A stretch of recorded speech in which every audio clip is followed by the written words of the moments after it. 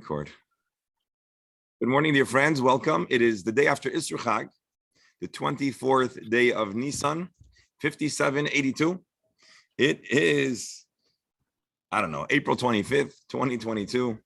And we are coming back from the longest break since the launch of this Talmud Chabura over Pesach. I want to thank everyone for their patience and indulgence and for coming back. And welcome. We're studying the entire Talmud, one page, one line, letters at a time.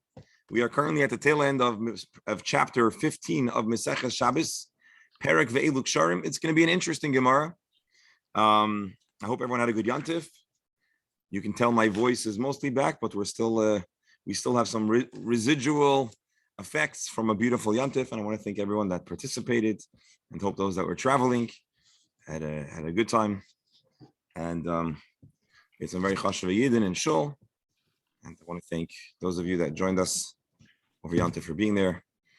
And we should only have good, healthy, happy, joyous news to share. And good news for Klal Yisrael. Amen. But of course, we'll dedicate today's learning for the good health and recovery and healing and all good brachas for the dear members of our Chabura and their households.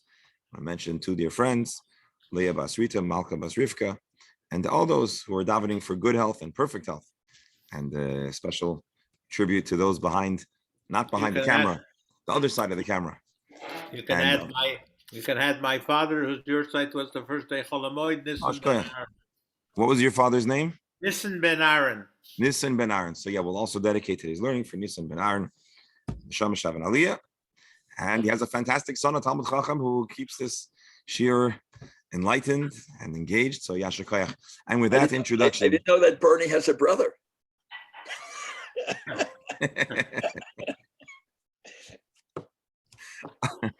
All right, and with that, by the way, in Shul we had a few new unit owners of the Lamer from Toronto. We had two physicians, two doctors that are recent-ish.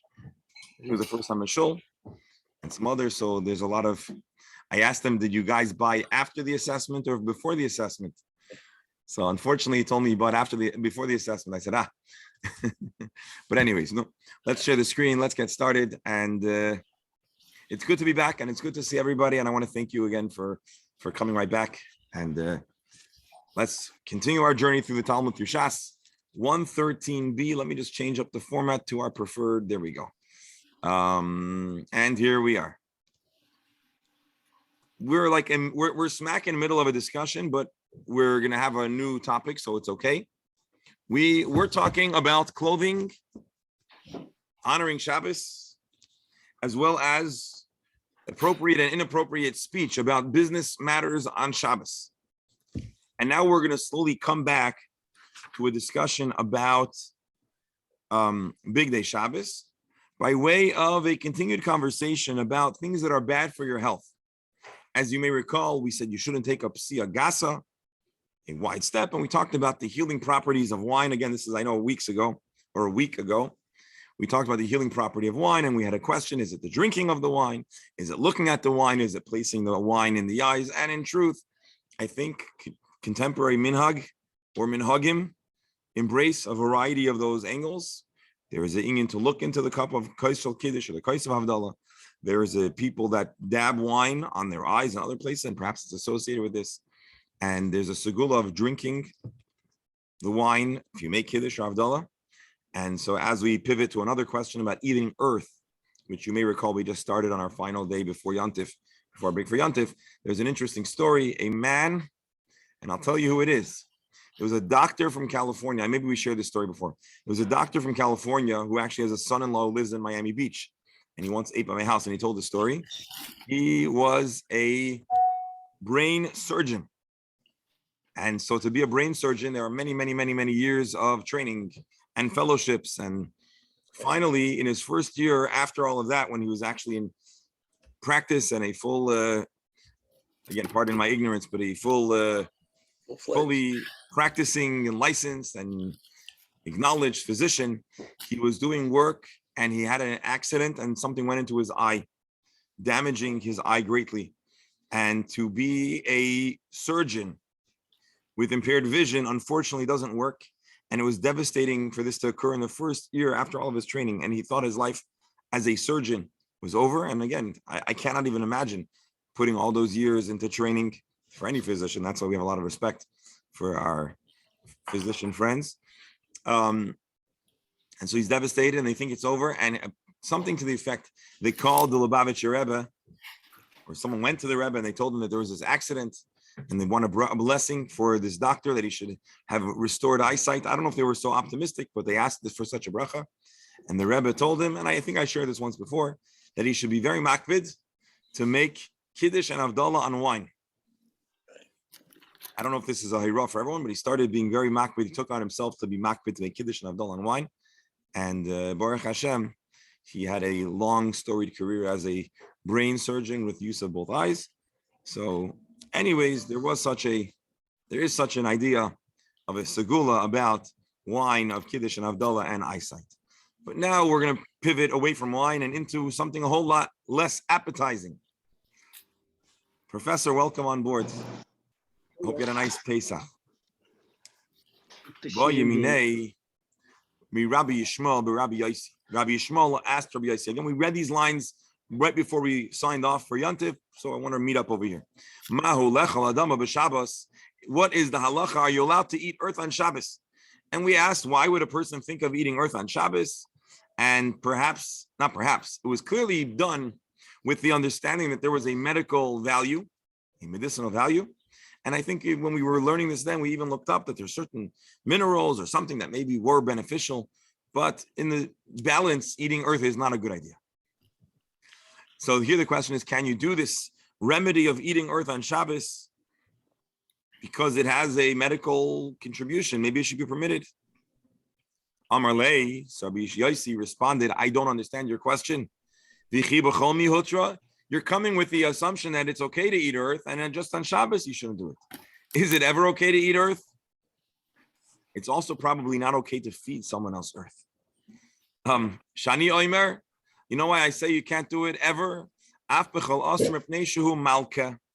It has more side effects than benefits. So don't eat earth. This is what Rabbi Yossi answers. Amar Rabbi Ami said on the subject of eating earth. A person who has the insane idea of eating Babylonian earth, it's as if they're eating their own ancestors' flesh. Graphic portrayal. Others say it's like you're eating decomposed critters. So there's two things. Many Jewish ancestors were buried in Bavel. And so they should imagine, again, this is obviously a tool to try to encourage people not to eat earth. Imagine you're eating human remains, God forbid, or imagine you're eating all different kinds of critters. So again, is it literally that? No. But I think this was a tool to help people wean off eating earth. In case you ever had the urge, you could say, wow, I'm not just eating earth. This is really unappetizing. Rabbi, I saw some of the Mefarshim that say that. Rabbi, Yes.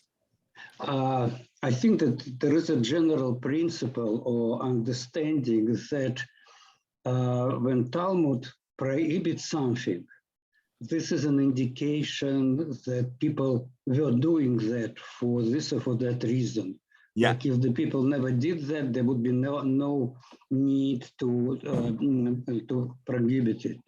And probably people did that because even our time, I think it was a big issue that kids felt that they had to eat the paint on seals and other places that contain lead, and that created all kinds of health issues. Most people wouldn't think about doing that, but somehow kids did that, and it results in all kinds of prohibition of using this kind of paint. Yes. So actually, you're correct. The indication here is that there wasn't a supposition that there are some medical benefits to eating earth. The Chazal were not in favor of it, understanding that it's actually not good. And so they gave us tools to imagine that eating earth is not good. Now, the question is, why are they talking dafka about Bavel? Answer one, because they lived in Bavel, so they talked about their own earth.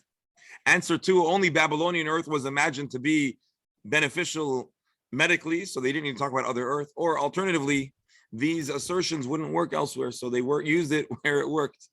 Professor reminds me, and maybe you're familiar with this or not, but today with social media, many different crazy, insane ideas have been introduced into the youthful population. And so a year or 2 or 3 ago, there was such a thing as a pod, a laundry pod, you know what I'm talking about? The challenge where kids were chomping on laundry detergent pods. And there were many trips to the emergency room. It's not good. You shouldn't do it. And so It was a Tide Pod. It was the Tide Pod challenge. Challenge. There was a challenge of people eating Tide Pods. So, Reb Beryl, in case you didn't think Tide Pod challenge might come up in the Gemara, well, here we have it. And so, Rabbi, yes, the Gemara takes a strong position that we need to be mindful of health. And so, before you talk about Shabbos, talk about year-round. Reb Beryl, go ahead. Rabbi, we're heading in that direction today. If you look at the organic things, they sell them with the roots. They tell you not to wash it, the most important element. We're not far from that today. Oh, I hear you. Yeah.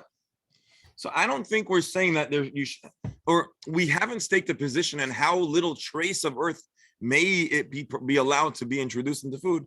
But certainly those who are thinking of consuming earth, the Gemara takes a strong position that it is not acceptable. Now the Gemara is going to pivot to talk about Shinar, which is a name for Bavel.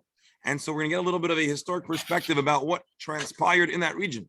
Amar Reish Lakish, which is interesting, because where did Reish Lakish live? Where did Reish Lakish live? I presume in Babylonia. In Eretz Yisrael, I believe.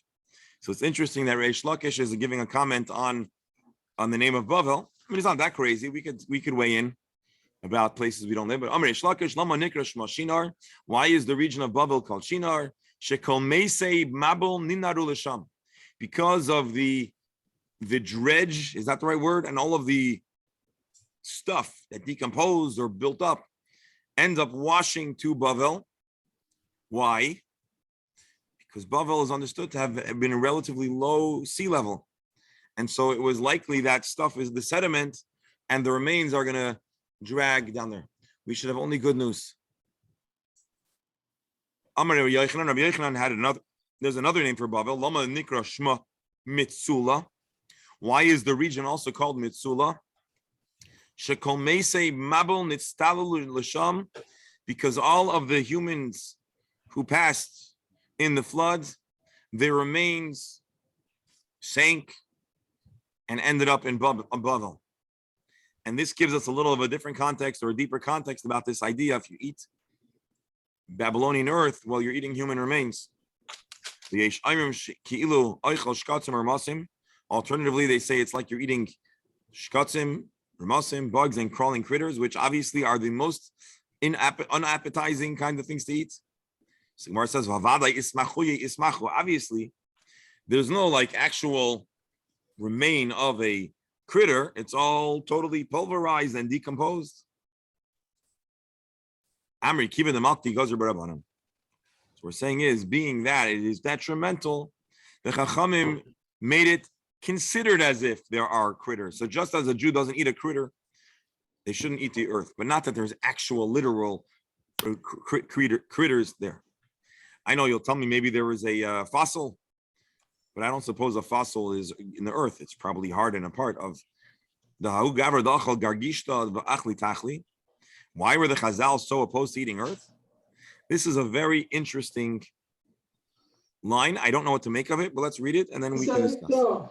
There was once a man who ate earth, the achal tachli, and then he ate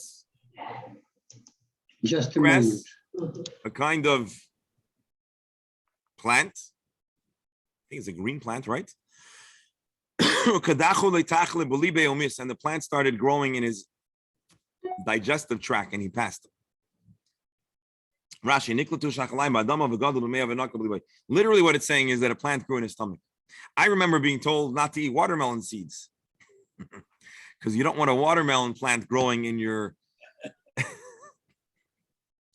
So we could take this in a few different angles. You could say that maybe they thought that's what happened and it didn't happen.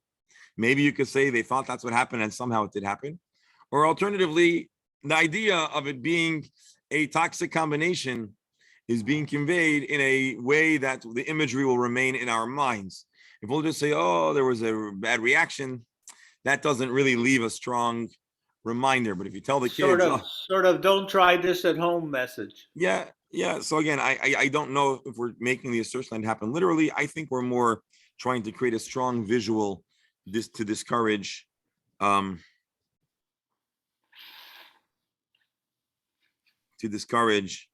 this kind of consumption. So let me see if Rabbi Steinsaltz on the Chumash has anything. I mean, not in the Chumash. Rabbi Steinsaltz on this Gemara has anything to add, and then we'll continue, because this is the kind of thing Rabbi Steinsaltz may choose to weigh in upon.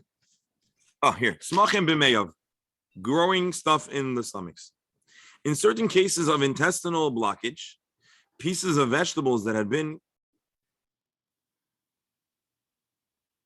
become concretions in the intestines were found during surgery. These concretions may create masses that block the digestive tract.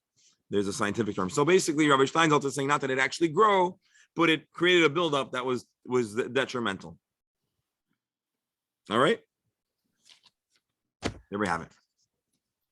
We're now going to go back to a verse that talks about clothing, and we're going to have the opportunity to explore a story that's going to be relevant in the next 6 weeks of Mirza Hashem. Today was the 9th, or last night was the 9th day of the Omer, which means there are 40 days left until Shavuos, for those that are keeping track, or 41 if you consider Shavuos part of the count. And one of the highlights of Shavuos is the story of Rus, because, well, for many reasons. Number one, because all the Jewish people underwent a conversion. At Mount Sinai, every Jew converted to enter into the covenant with Hashem. And so we read a story of a very famous, wonderful, admirable person who converted to Judaism. Number two, Shavuos is associated with David HaMelech, as it's his yard site, and Rus is the great grandmother of David HaMelech. And so we're now going to analyze a few lines in the story of Rus that are initially associated with the idea of clothing, which again, we're still getting back to Big Day Shabbos, clothing of Shabbos. And along the way, we're going to talk about Boaz's interest in Rus and was it appropriate, etc. So buckle your seatbelts for a short but interesting discussion.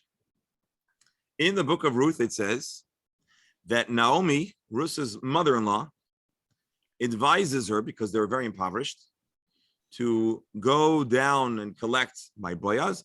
But it seems like Naomi was also advising Ruth to hopefully catch the eye of their kinsman, who had a certain responsibility or opportunity to redeem the estate of her deceased husband, brother-in-law, father-in-law. If you want to see it from the beginning, Naomi's mother-in-law said, daughter, I must seek a home for you while you'll be happy. She needs to provide for him.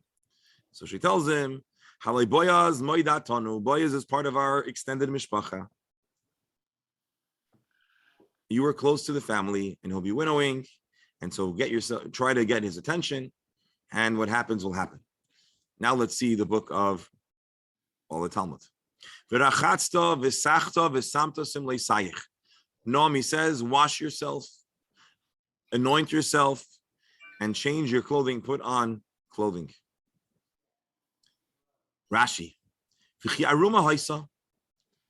Was Ruth unclothed before this event that she needs to get dressed? So obviously what we're talking about here is Shabbos clothing. Obviously she's getting changed into Shabbos clothing.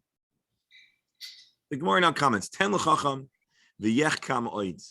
when dealing with a person of a clever, wise person, you could feed them a kernel and they can develop the idea further. Or they can take initiative and independently execute the instructions with a unique twist based on common sense. I had to phrase this differently. A chacham has common sense. This is apropos to two great people who lived in a relatively close period of time, and also both had a connection to David HaMelech, one being David HaMelech's great-grandmother, one being David HaMelech's mentor.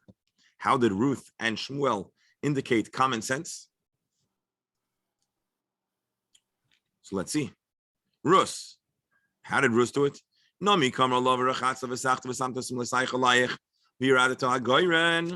Noami told her to do all of the preparation before heading down to town. However, when she actually listened, she first went down to the threshing floor in her weekday clothing, as we say. And only once she was there, only then she executed the instruction of her mother-in-law. She only there adorned, put on her new clothing.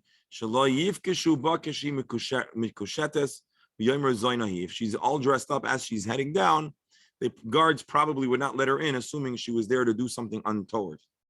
And Samuel too, in the beginning of his career, had a very, you might call freaky, alarming experience. Anyone know what I'm talking about here? He started hearing voices. It's in the very beginning of the story of Shmuel, in the book of Shmuel, or not in the very beginning, but relatively close to the beginning, in the beginning of his career.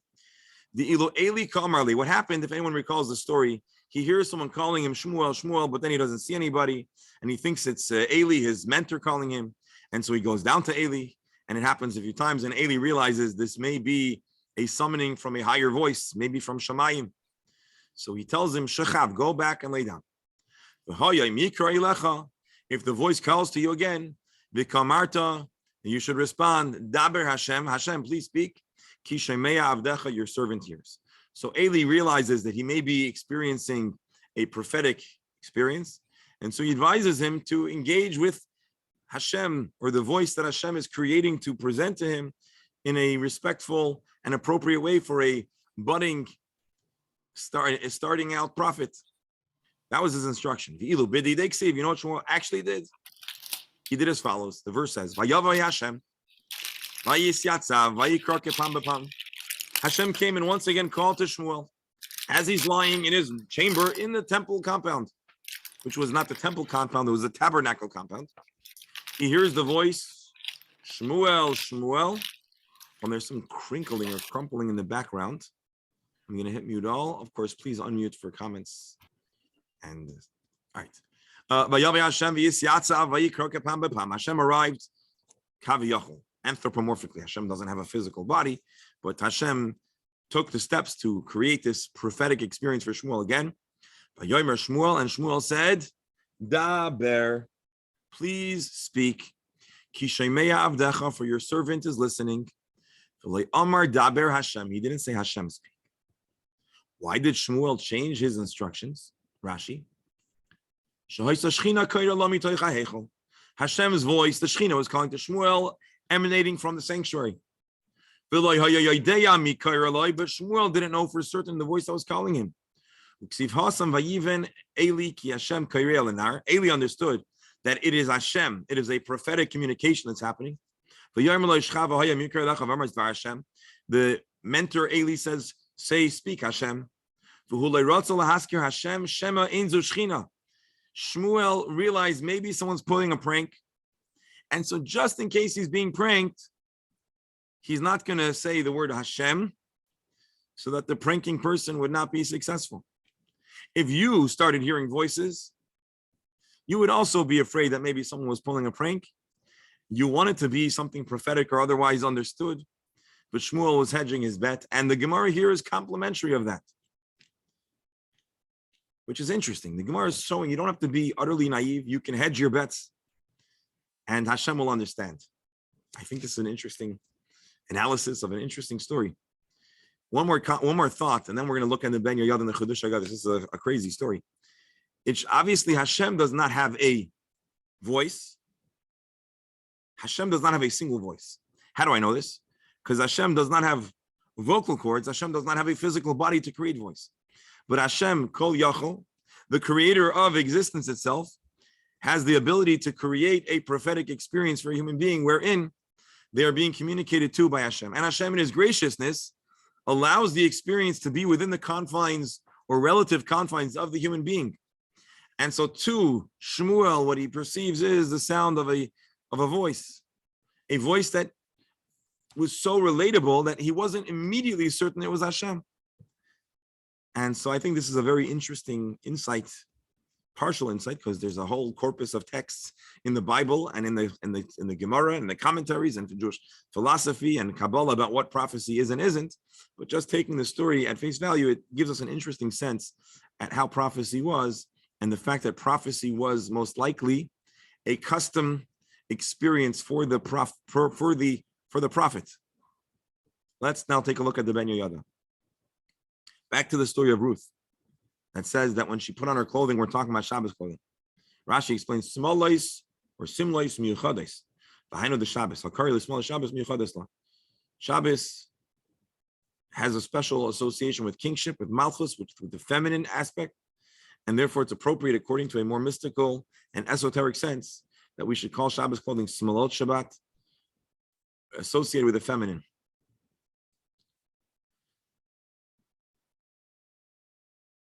Now, take a look at something interesting. The Arizal taught his student who transcribed his teachings, Reb Chaim Vital, in the work called Sefer Kavanis, a little bit of esoteric Arizal teachings. Isa Sefer Kavanis, in the book of Kavanis, Kabaltim Mim Arizal, that Rizal taught, relative or corresponding to the colored clothing that a person wears on Shabbos. That is the type of clothing that a person will have in the world to come. Obviously, souls don't have bodies and don't have clothing, but there is a schar that correlates to the big day Shabbos, to the covet of Shabbos. And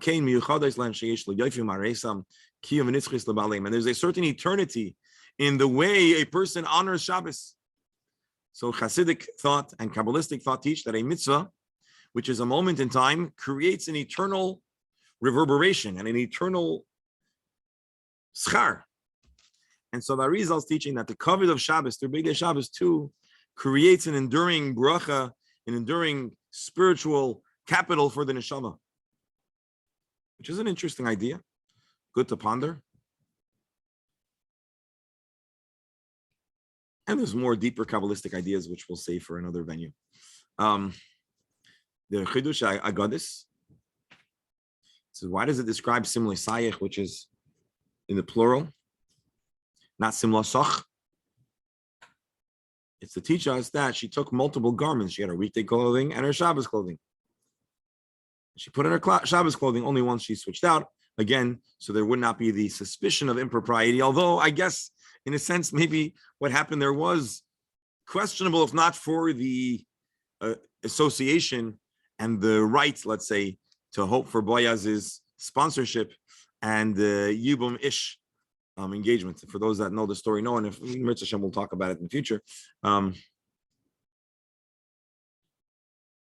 there is the Chidushei Agadis. One more second.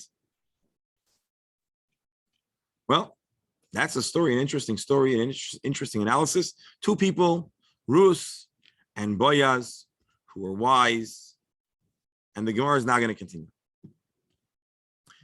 It's hard to let go of such a story. We read about Ruth attracting Boaz's attention.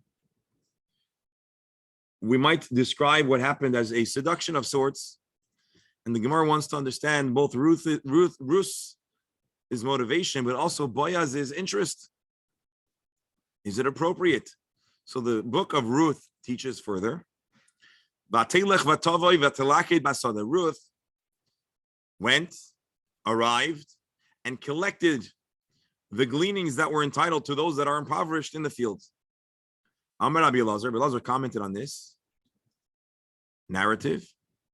What does it mean, sheholcho basa? If I want to tell you a story of a person who went to point B, from point A to point B, the word vatelach amply communicates that there was a transportation from point A to point B. And vatavai, and a person arrived, also adequately communicates that there was a movement from point A to point B. So why both? Vatelach, vatavai. Sheholcha ubasa, she was going around, back and forth. Until she found an appropriate, worthy group of collectors to be associated with. She was conscious of the virtue of the people around her. Rashi, she wanted to be with the people that were Virtuous in what way? Let's see. So Boaz observes her. Boaz notices this girl, a new collector in the field, and he dispatches someone to do a background check on this girl.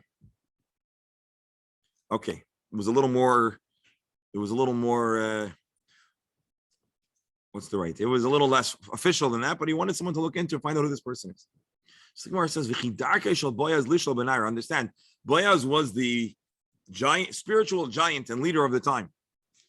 Is it appropriate for an elderly spiritual leader to inquire about the identity of every young maiden who enters into his field? Rashi, Lishal Benaira, Kol Naira Sharoya Hayadarke Lishal Mien, Imkim Mistaka Benoya. Was he checking out all of the women that were arriving into his property to collect? This is number one, not appropriate. Number two, not something that we'd want to broadcast and preserve for all time, unless there's something worthy in the story that is portrays him in a positive light. Yeah, he didn't. But here he noticed something very special that is complementary to Rus. What did he notice? Says the Gemara. She was very fluent in the halachas of leket.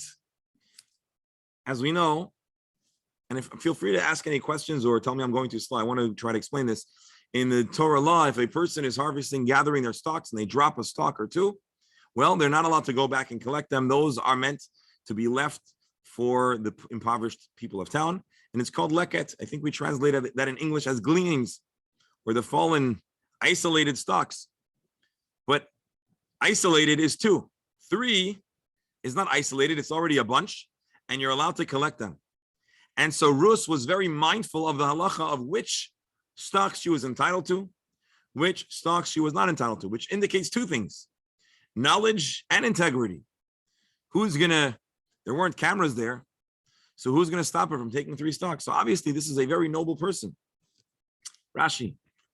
When 2 stalks drop, like Tosan, she would collect them.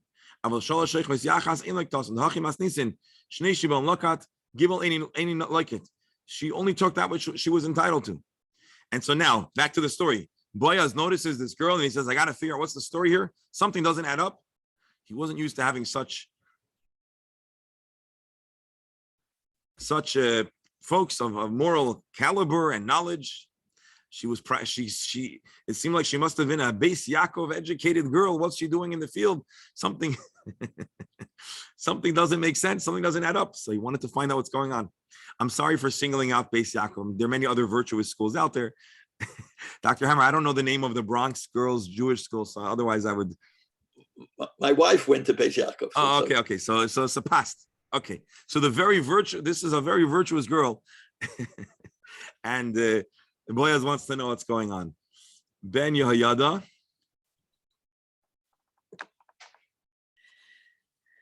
So the Ben Yehoyada says, was she inquiring about the identity of all the single women? The word nara more appropriate for a single person. Noshim would be more, or Isha would be of a married person.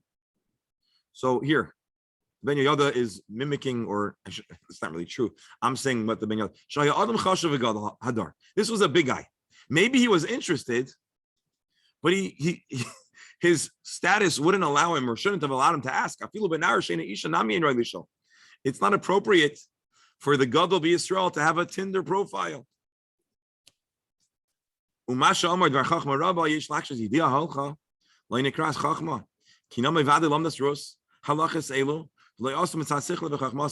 question is, why is this wisdom?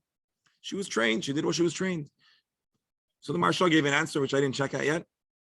So here's what he says. It's actually machlokes Beis Shammai Beis Hillel.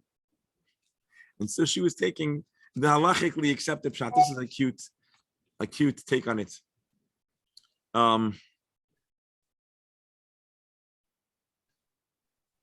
Because there's 2 verses that describe entitlement. Lani v'lager, then there's lager liyasim v'lalmona. Rus wanted to follow the more machmir position based on the verse lager liyasim v'lalmona. She didn't want to be considered almona. She wanted to be considered ger. All right. Anyways, there was there was a lot of lumdus according to the Ben Yehoyada in her behavior beyond just simply collecting 2 or 3, and that's his take on it. And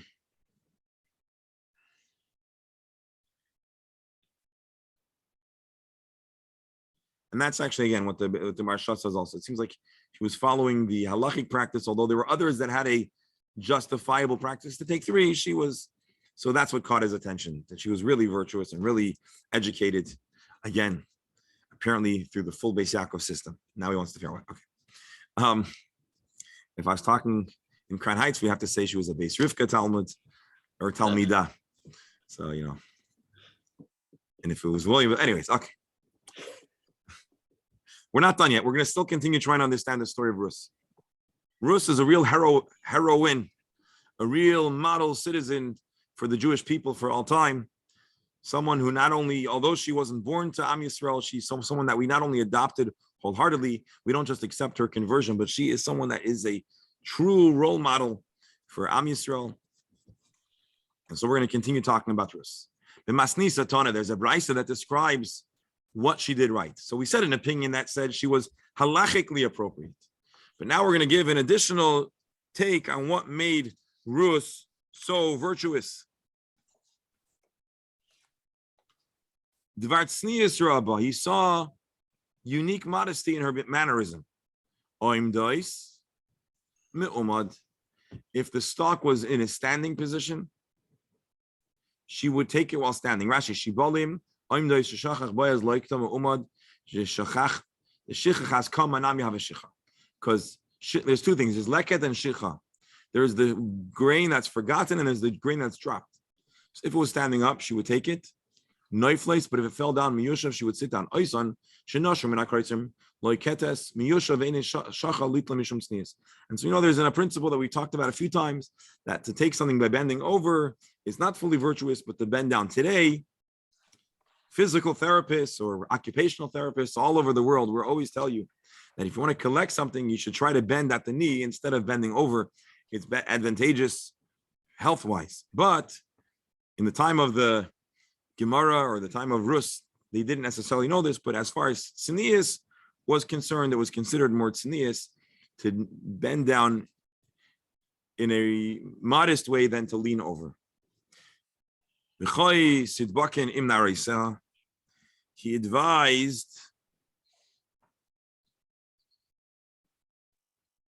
Boaz saw her modesty and he advises her to hang out with his crew. Boaz said to Rus, do you hear, my daughter? Don't glean in another field. Cling to my maidens. Hang out with my staff. Was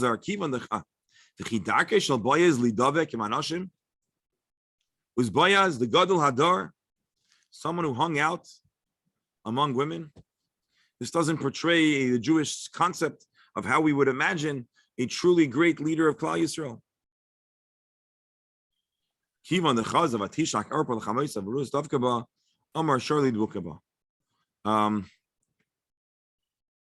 Since he saw that Arpa said goodbye to Nami and Rus stayed devoted to her impoverished but very virtuous mother-in-law, he said, this is a person who belongs among Klal Yisrael.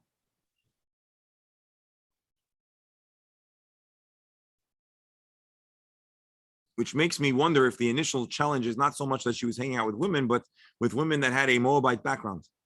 So this Gemara is a little bit challenging to me. Just let Shalom, whatever, this is for tomorrow, so just tell Shalom Ber so he doesn't touch it. Thank you.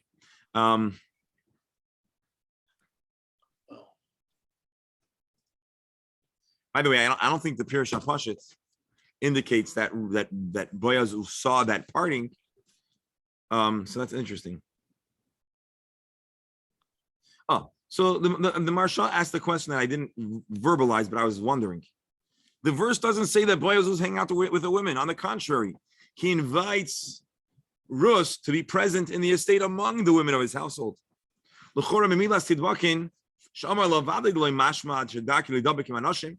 He said, hang out with my girls, my maidens, the women of my household. Even the word alone sounds untoward. He said, he should have said Tiyam Narisa. The reason why the Tanakh, the author of the word, the Megillah of Rus, gives a word which is suggestive of a kind of association that maybe is untoward, was actually a scriptural endorsement of her Jewish status and virtue. So again, why, according to the Marshal's explanation, why do we use this word tidbakin, which is suggestive of some kind of fraternization that would be inappropriate? That wasn't our point. Our point was that Rus is entirely endorsed as a member worthy to be part of Klal Yisrael. By the way, when we get to Shavuos, bookmark this Gemara, and bring up all different interesting conversations. We're not done, but we're almost done on the subject. Boaz told her during mealtime, come join me, approach me. Amir Rabbi Lazar says there was an esoteric remez here. Remez Ramazla. He was telling her a soid, a remez. Asida Malchus Beis David Latzeis Mimech. He was telling her, you're going to have, as a descendant, Malchus Beis David. The word haloim is used in the context of the story of David HaMelech. Vayavei Melech David vayeshel lifnei Hashem vayomer mi anochi ad Hashem alikim u'mibeisi ki haveisani ad haloim. David HaMelech said, who am I that you brought me haloim to this point? So it's like not a real gzera shava, but a word association, which we know in Tanakh has a lot of significance. So the word haloim was a secret code that really what Boaz told this girl, this maiden, is that she's going to have a great descendant, someone so great that the word haloim is going to be said about her. Ruach HaKodesh Nizra Kabbai. So Rashi says not that he told her, hey, Ruth, I have a secret to tell you. He wasn't saying I have a secret to tell you. But there was a certain Ruach HaKodesh that caused Boaz to use a word that is really associated with kingship. There was some unconscious sod that was being conveyed over here. Hold on a second. But Tavalta Pitech B'chaimitz, he invited her to dip her bread in vinegar, which we read a few pages ago, or it's been weeks ago, but not far off in the Gemara, that people would dip their bread in vinegar, and it had some medical value. From here we see that vinegar was healthy in the heat. When it was hot, people would eat vinegar to moderate their temperature.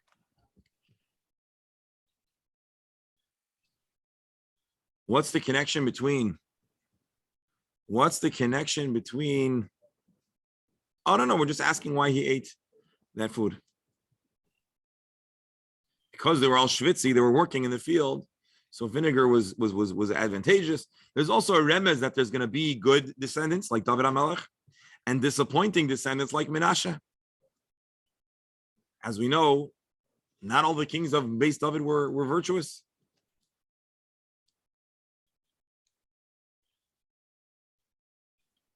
Let's pause here and acknowledge Hashkacha Pratis, how everything is divine. On Achron Shal Pesach, we read a Haftorah that was the prophecy of Isaiah that's about the Messianic era. But the first 3 lines of the Haftorah are really part of an earlier or different prophecy. And according to most commentaries, it's a prophecy that described a prophecy to Chizkiyahu. Because Chizkiyahu HaMelech was the famous story where the Assyrians overran the northern kingdoms, much of Israel, and they almost overran Chizkiyahu as well. And the prophet Yeshaya promises him that it's going to work out, and Hashem is going to uproot the Assyrians, and that's what transpires. And that story is connected to another story of Chizkiyahu, which was that he originally doesn't get married because he doesn't want to have bad children. He had a prophetic knowledge that his descendants will be evil. And ultimately, the prophet tells him, it's not your job. We learned this together in Maseches Brachos, if you remember. It's not your job to be mindful of the future. That's Hashem's business. Your job is to bring people into the world. And the child that Chizkiyahu brought into the universe ends up being a very, very wicked King Menashe.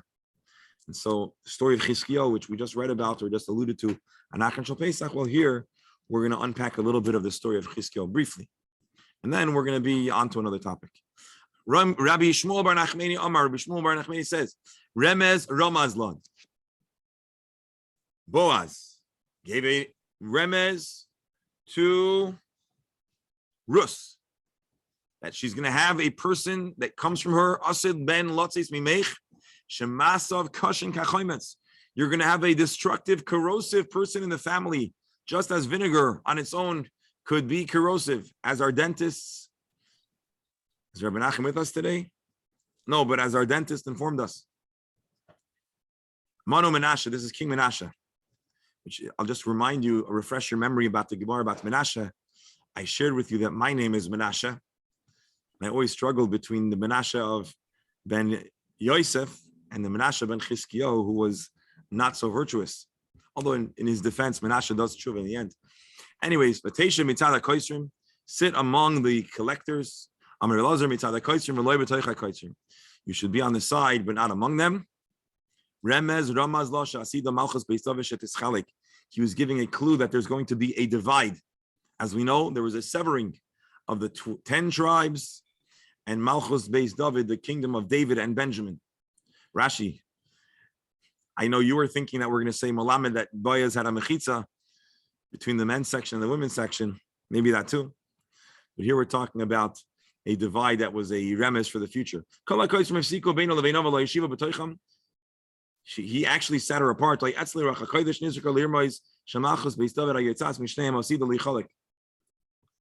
there is an interesting remes. Marsha. No, hold on. I want someone to talk about it.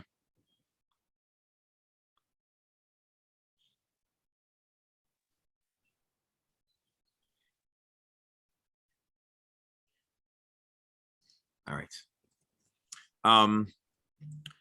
Vayitzbat lakali vatoichal. The verse continues and it says that Boaz can be talking for a long time. Any comments, questions, thoughts? All right, feel free to unmute and interject at any time. Vayitzbat lakali vatoichal. He gave her stuff to eat. So the verse goes earlier on here, roasted grain. She ate. She was satisfied. She left some over. So it says that he gave her roasted grain, kali, right? Kali is roasted. That's why I think the cereal, the cereal toasted wheat. It's probably not exactly kali, but that's. I don't think it was a sweetened cereal though. Vatoichal, what does it mean? Vatoichal, she ate. Oh, this is a remez, an allusion to the history of her descendants.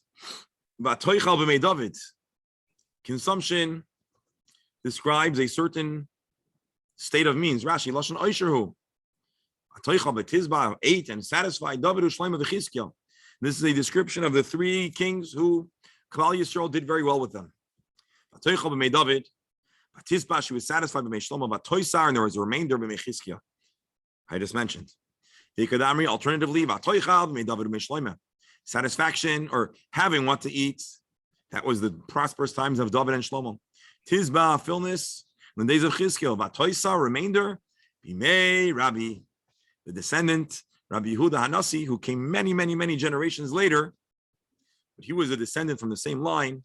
And so maybe the positive part of the story was a remez to the future prosperity or glory of her descendants among Klal Yisrael. The Amar Mar Ahur Yori, the Rabbi Hava Atir Mishabur Malka. Rav says that the horsekeeper, the lowly staffers of the Rebbe's team were more glorious and wealthy than Shabur Malka, who was the Persian king of Persia. Funny, sometimes it's Shapur. Rashi ha'arurya memoyna shel asusim u'pradeshla. Masnisa Tana, a third interpretation about how there was prophecy in the story of Ruth. There was prosperity, goodness in this world. And satisfaction, presence, involvement when Mashiach comes. Even Mashiach, even La'asid Lavai, there will continue to be the bracha, the prosperity, and the presence of the descendants of Rus. Wow. As you can see, this Gemara is giving us a lot of the positives and the pro take on Ruth and her descendants. All right, the Gemara is going to continue a little further. We're towards the end. Any other additional comments, perspectives? All right, so we have another 6 minutes left. So let's see if we can get to the end of this. Shayna, is Albert still here? Okay. All right, the verse of Isaiah, which is an association to the downfall of Sancheriv. Rashi. Betachas kevoidai yekad yekoid kikoid ish. Instead of his honor, well, actually, let's open Isaiah. Here. This is I don't remember when the Haftarah is, but this is a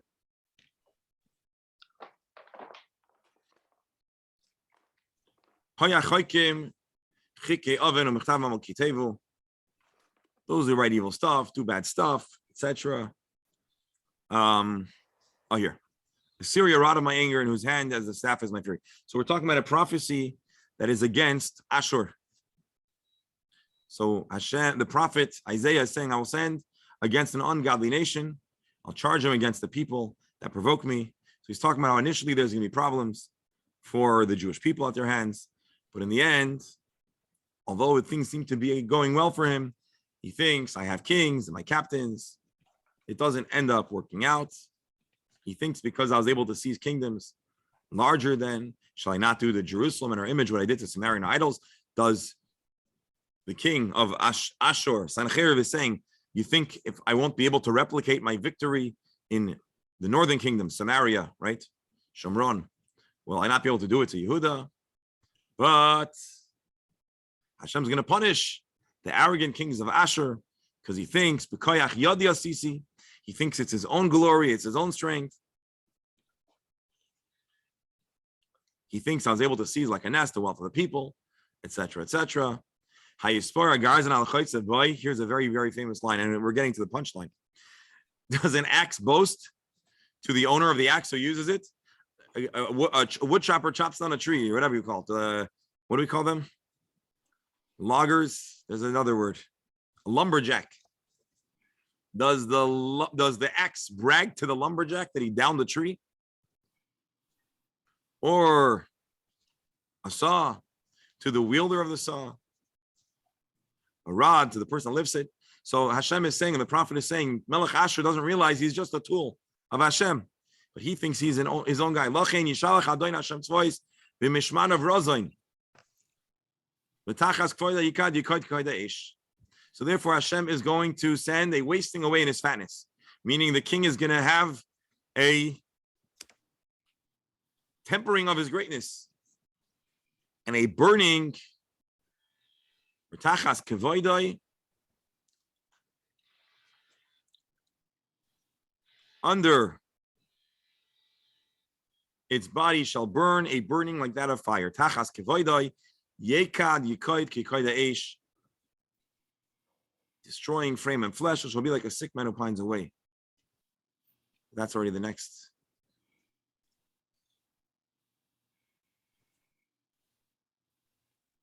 All right, let's see the Gemara now. Or here's a slightly different translation. Under his honor, kavod could mean, as we'll see in the Gemara, kavod could mean honor, could mean, so let's see.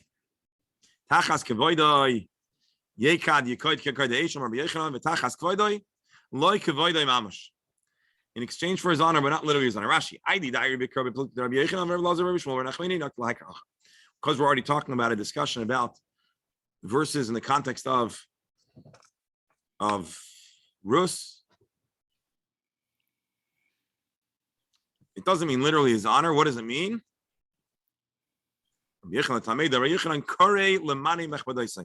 Honor doesn't mean literally honor. It's a reference to clothing, presentation, or literally, here, let's see, here, I explains it. There will be a fire, but it won't actually burn his honor, means the bodies of the king of Assyrian soldiers were burnt, but the garments remained not burnt. So Hashem, the prophet says, I'm going to burn up your honor, your glory, your soldiers. We mean is they're going to die, but their bodies, their clothing won't be burnt. Under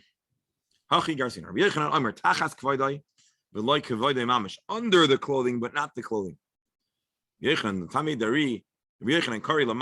Say clothing was called kavod. So he was translating it to say that their bodies burnt, not their clothing, just like by Aaron, by the sons of Aaron. Something like that.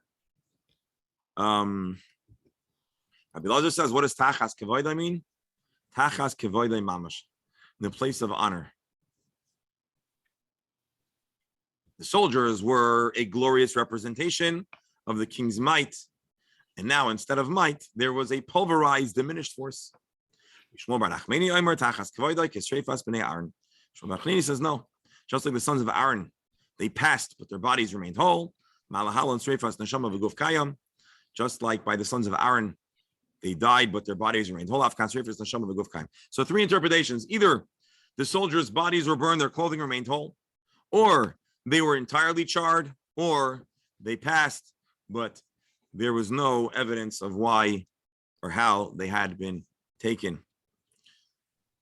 My dear friends, this just about concludes our session today. An interesting session, traversing or passing through various parts of the Tanakh, but primarily focused on the story of Boaz and the many remazim, allegories to different parts of the future, and the story of the descendants of Ruth, who was a matriarch to the Davidic line, which is going to have a glorious and honored but complicated future.